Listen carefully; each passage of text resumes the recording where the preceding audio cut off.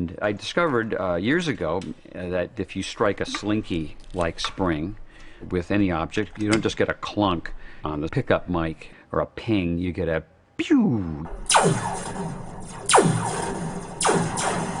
That happens because the high frequencies travel faster than the low frequencies. So if you listen to the sound far away down the wire, the high frequencies get there first, and then the sort of mid frequencies and the low frequencies. So you get... It's a laser gun.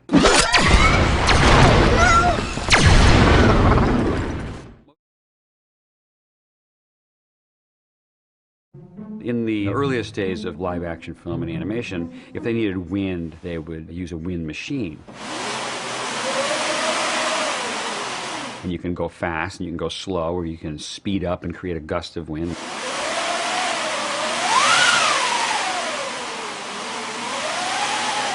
A lot of the wind that we hear in movies has been this artificial wind, just canvas being scraped against wood. But actually I discovered by accident another way to get wind. And that particular sound was used in the big toxic waste storm.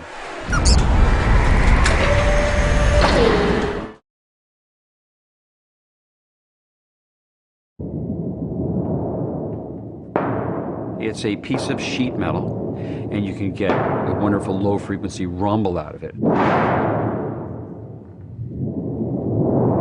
The thunder sheet is used a number of places.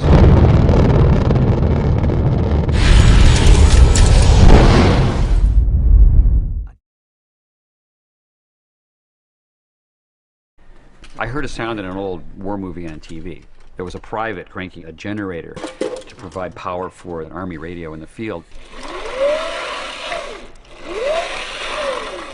I found one of these old army generators on eBay.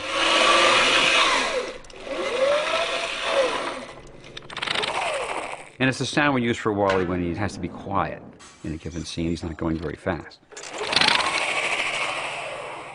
When Wally gets going at high speed, additional sounds are added to his driving motors. And one of the principal elements comes from a device called the inertia starter, used to start the engine on an old airplane. And it's a classic sound.